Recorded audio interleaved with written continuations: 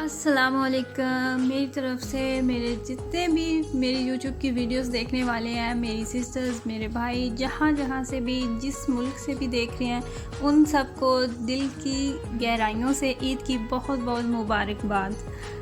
ये तकरीबन मेरी होश में तो ऐसा पहली दफ़ा ही हुआ है। मैंने अपनी लाइफ में ये पहली दफ़ा देखा है कि हम पूरी दुनिया से जो मुसलमान हैं वो ईद एक दिन कर रहे हैं। यूरोप से, पाकिस्तान से, एशिया से या अरब कंट्री से। हाँ, इंडिया में जो ईद है वो उसका दिन एक दिन बाद था, लेकिन इंडिया को छोड़ के बाकी तमाम के तमाम जो मुल्क हैं ना, सब ने अल्हम्दुलिल्लाह एक साथ ईद की थी और बहुत अच्छा लगा था, बहुत मज़ा भी आया था। उसी दिन पाकिस्तान में ईद थी और उसी दिन यहाँ पे ईद थी। सारा दिन कॉल्स आ रही थी, आपको फ़ोन कोई कर रहा था, कहीं पे आप कर रहे थे और साथ साथ ये भी काम ख़त्म हो रहा था कि अच्छा आपको ईद की मुबारक हो, ठीक है, फिर आपको भी ईद की बहुत बहुत मुबारक हो। अच्छा जी, यहाँ पे ईद का जो टिपिकल मीठा है वो बन रहा है। बहुत से घरों में सेवइयाँ बनती हैं। मैंने इंस्टाग्राम पे पोस्ट अपलोड की थी कि किस चीज़ के बिना आपकी जो ईद है वो अधूरी होती है, तो काफ़ी सारे सिस्टर्स ने सेवइयों का कहा और मुझे पता है बहुत सी फैमिलीज़ हैं जहाँ पे सेवइयों के बिना ईद जो है वो बहुत नामुकम्मल सी समझी जाती है। हमारे घर में ईद का जो मीठा है वो खीर है। खीर हम ज़रूर बनाते हैं। मेरी अम्मी जो है, अल्लाह ताला उन्हें लंबी ज़िंदगी दे, वो बनाती थी खीर और इसी से हमने बचपन में देखा है और मैं भी ऐसे ही करती हूँ कि मैंने ज़रूर बनाना होती है। साथ में दही बड़े थे, इमली की चटनी मैंने बनाई थी और ये जो इमली की चटनी है इसकी मैं रेसिपी आप लोगों के साथ शेयर करने जा रही हूँ, तो कुछ दिनों तक इंशाल्लाह ताला मैं इसकी रेसिपी जो है वो शेयर कर दूँगी। अच्छा जी, ये है मेरा ईद का मेन्यू। मेरे ब्रदर इन लॉ भी आए हुए थे हमारी तरफ। ससुराल वाले मेरे जो हैं वो दूसरे सिटी में रहते हैं, तकरीबन 150 किलोमीटर की ड्राइव पे हैं। तो वो फिर ये इस तरह कोरोना की वजह से और ये फिर वो नहीं आ सके किसी वजह से, तो फिर मेरे ब्रदर इन लॉ हमारे नज़दीक हैं, वो आ गए थे लंच पे हमारे साथ। ईद जो है उस ईद का मज़ा दोबाला हो गया। अच्छा, यहाँ पे मैंने कंप्लीट चिकन जो है इसको मैरिनेट करके ओवरनाइट रख दिया हुआ था और ये मैंने बनाया चिकन चरगा। आप यकीन कीजिएगा, इसलिए नहीं मैं कह रही कि मैं वीडियो बना रही हूँ या मैं अपनी तारीफ़ कर रही हूँ, इतना यमी, इतना मज़े का ये चिकन बना था कि मैं आपको बता नहीं सकती। बहुत मज़े का बना था, बहुत ज़्यादा। इसकी भी मैं रेसिपी आप लोगों के साथ शेयर करूँगी, आपने ज़रूर ट्राई करना है और आप मुझे दुआओं में याद रखेंगे। इतना ये मज़े का चिकन बना था। अच्छा, यहाँ पे बनाया चिकन पुलाव। ये चिकन पुलाव और चिकन बिरयानी जो है ना, इसका मुझे काफ़ी कन्फ्यूजन थी कि मैं क्या चीज़ बनाऊँ, लेकिन फिर मैंने चिकन पुलाव ही डिसाइड किया क्योंकि साथ में और भी 2-3 आइटम्स थी, तो फिर इतना सारा कुछ खाया नहीं जाता। बिरयानी जो है वो अकेले ही मज़े की लगती है। वो बस मतलब सिर्फ बिरयानी हो या साथ में कबाब हो या रायता सलाद हो तो वो मज़े की लगती है। अच्छा, ये मैंने बनाया अचार गोश्त। इसकी भी मैं रेसिपी आप लोगों के साथ शेयर करूँगी। सारा जो कुछ भी मैंने कुक किया था ईद के पहले दिन, तो उसकी मैंने रेसिपीज़ जो हैं वो रिकॉर्ड करके रख लिया। और आज का जो मेरा व्लॉग है वो मैं चाह रही थी कि मैं सिर्फ आप लोगों को ये दिखाऊं कि हमने कैसे यहाँ पे ईद स्पेंड की है। बच्चों को लेके हम थोड़ी देर के लिए बाहर गए थे। मौसम बहुत ज़्यादा ख़राब था, बारिश हो रही थी, बादल बने हुए थे और 13-14 डिग्री पे टेम्परेचर था।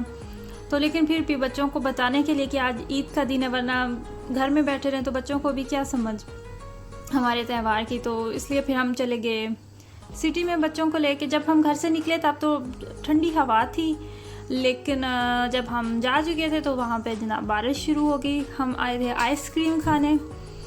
बच्चे भी ज़ाहिर सी बात है एक्साइटेड थे और बार बार हम उनको बता रहे थे कि रमज़ान ख़त्म हो गया, ईद है, आज हमारी ईद है। अच्छा, ये हम इंतज़ार कर रहे हैं आइसक्रीम शॉप के सामने। मैं अपना मास्क घर भूल गई थी और मिराज अपना मास्क पहनना नहीं चाह रहा था, तो हम दोनों यहाँ पे खड़े थे और अबराश और उसके बाबा गए थे आइसक्रीम लेने। उन्होंने 2 रास्ते बनाए हुए थे आइसक्रीम के ऑर्डर के लिए कि एक तरफ से आप ऑर्डर देते हैं और दूसरी तरफ से आप अपना ऑर्डर पिक करते हैं। जहाँ पे ये आपको आदमी नज़र आ रहा है, इधर से हम ले रहे थे लोग और दूसरी तरफ से गाड़ी के पीछे एक रास्ता बना हुआ, उधर उन्होंने बिल्कुल प्लास्टिक जो है ग्लास प्लास्टिक लगाया हुआ था और मतलब ऐसी सिक्योरिटी सख्त इन लोगों ने की हुई। और शायद इसी वजह से जर्मन जो है अल्हम्दुलिल्लाह बहुत दूसरा मुल्क था जहाँ पे अमवात की तादाद बहुत कम थी। अच्छा जी, ये आ चुकी है आइसक्रीम। अबराज के पास है अपनी आइसक्रीम और साथ में आई है मेरी। ये था मेरे ख्याल से वनीला फ्लेवर। मुझे पिस्ताकियो फ्लेवर बहुत ज़्यादा पसंद है, लेकिन वो इनके पास ख़त्म हो चुका था।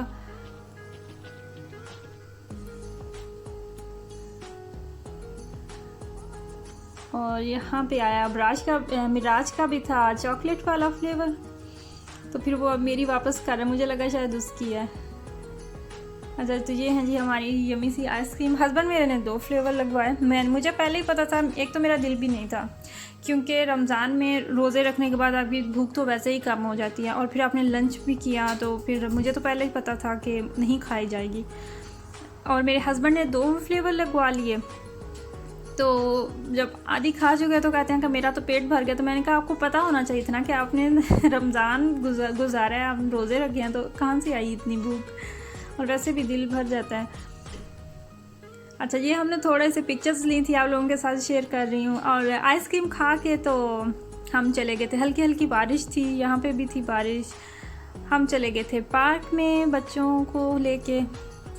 मौसम तो ऐसा बिल्कुल भी नहीं था, ये देखिए आपको गीला नज़र आ रहा होगा, गीला ही था। और यहाँ पे इनकी डिमांड थी कि हमें यहाँ पे झूला दें, और ये मैं सेट कर रही हूँ इनके नीचे। बहुत खूबसूरत ये पार्क है, हमारे नज़दीक का बहुत प्यारा पार्क है, इतने खूबसूरत, इतने अमेजिंग व्यूज़ हैं यहाँ पे। इसके कुछ क्लिप्स तो मैं आप लोगों के साथ आज शेयर करने जा रही हूँ। और हम अक्सर ऐसा ही करते हैं कि जिस दिन मौसम साफ़ होता है, अच्छा होता है मौसम, तो हम फिर चले जाते हैं पार्क में, मतलब सारी ज़रूरत की चीज़ें लेके, तो हम दिन वहीं पे स्पेंड करते हैं। और तकरीबन ये 3-4 साल जा रहा है कि हम इस पार्क के, हमारे पास कार्ड होते हैं, मतलब कि आपको ज़रूरी नहीं कि आपने जिस दिन आना है आपने उसी दिन एंट्री पे करके जाना होता है इस पार्क में, लेकिन हमने कार्ड रखे हुए हैं, पूरे साल के एक दफ़ा पे करते हैं, तो फिर आपको अलाउ होता है कि जब आप चाहें, पूरा साल के कुछ मंथ तक होता है उनका पैकेज, तो आप आ सकते हैं, आप मतलब किसी भी टाइम आप आएँ।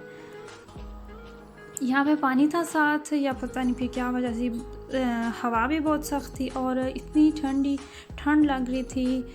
अबराज तो बहुत एक्साइटेड था, उसे तो कोई टेंशन नहीं थी, लेकिन मिराज जो है वो उसने आइसक्रीम भी खाई थी, उसका भी पेट तो फुल हो गया था। लेकिन बच्चे भी, इतने टाइम बाद हम बाहर निकले थे और इतना एंजॉय कर रहे थे बच्चे भी, तो बस उसका भी यही दिल था कि मैं इसको छोड़ूँ नहीं, मैं खा के इसको ख़त्म करूँ। तो फिर मुझे इतनी हंसी भी आई, साथ साथ मैं उसकी पिक्चर्स ले रही थी, तो वो उस बेचारे को पोज भी बनाना पड़ रहे थे, और उसको ठंड भी इतनी लग चुकी थी। तकरीबन 3 माह बाद हम बच्चों को लेके एक साथ हम पूरी फैमिली बाहर निकले थे और इतना एंजॉय किया था। फिर लेकिन मुझे यही टेंशन थी कि कहीं छोटे को ठंड ना लग जाए, क्योंकि मेरी जितनी भी मदद से वीडियो देख रही हूँ वो इस बात से एग्री करेंगी कि जब ठंड आ रही होती है, बज़ाहिर आपको नहीं लगता कि ठंड है, लेकिन जब वो ठंड बच्चों को लग जाती है तो पूरा सीज़न बच्चों की तबीयत ठीक नहीं होती, थोड़ा सा भी मसला बनता है तो बच्चों को फ़ौरन से खांसी, फ्लू और बुखार हो जाता है। और मेरे साथ ऐसा हो चुका है। और एक वो कि जब मौसम चेंज हो रहा होता है तब भी बज़ाहिर आपको नहीं फ़ील होता कि ठंड है, लेकिन बच्चों के लिए, छोटे बच्चों के लिए वो ठंड जो है वो बहुत डेंजर साबित होती है, उनको लग जाती है। अच्छा जी, ये देखिए बहुत प्यारा व्यू, यहाँ पे इतने खूबसूरत ये फूल थे हर तरह के, मुझे इनके नाम तो नहीं आते और मैंने कोशिश भी नहीं की थी जानने की। और ये थी कुछ बतखें, पता नहीं इनका अबराज डॉयच में क्या नाम ले रहा था। एक तो इतने मुश्किल नाम होते हैं, इतने परिंदे, हर परिंदे का अलग नाम है और मुझे तो फ़ौरन से भूल जाता है। इसी से हमने अपनी ईद गुजारी थी। सुबह उठ के नाश्ता किया, नाश्ते के बाद हस्बैंड मेरे ईद पढ़ने चले गए अल्हम्दुलिल्लाह जर्मन में। अच्छा ये मैं आपको बताऊँ, मैं वीडियो बना रही थी और अबराज आगे से आया, मामा मैं रिक्वेस्ट करने आया हूँ और मेरी मामा के चैनल को सब्सक्राइब करें, ऐसे रेड वाले बटन को ग्रे करें, वो कह रहा था और फिर भाग गया। तो मैंने कहा चलें साइड पे हो जाएं, हो गया।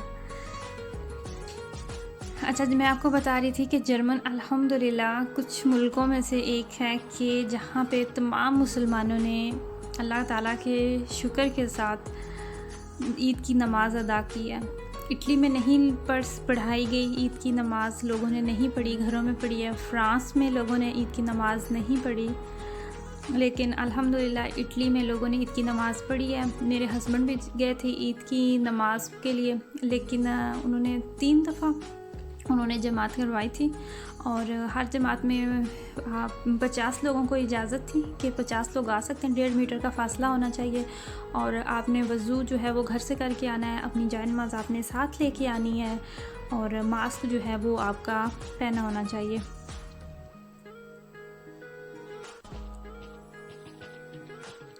ये एक छोटी सी किश्ती थी। अबराज को हमेशा से जब भी हम जाते हैं इस पार्क में तो उसको अपने ज़ोर आज़माई का शौक़ आता है। वो हम सबको लेके जा रहा था दूसरी तरफ। छोटी छोटी सी बातें होती हैं, बच्चे जो हैं वो फ्रेश हो जाते हैं, खुश हो जाते हैं और इसी का नाम ज़िंदगी है। छोटी छोटी सी चीज़ें एंजॉय करनी चाहिए। ज़रूरी नहीं कि बहुत महंगी या आपको बहुत ज़्यादा स्पेंड करने की ज़रूरत होती है तभी आप इंजॉय कर सकते हैं, ऐसा बिल्कुल भी नहीं है। वीडियो का टाइम अब हो चुका है ख़त्म। ये था मेरा ईद का पहला दिन। आप लोग भी अपनी ईद कैसे स्पेंड की अपनी राय का इज़हार ज़रूर कीजिएगा। दुआओं में याद रखिएगा। अपनी फैमिली का बहुत ज़्यादा ख्याल रखिएगा। अल्लाह हाफिज़।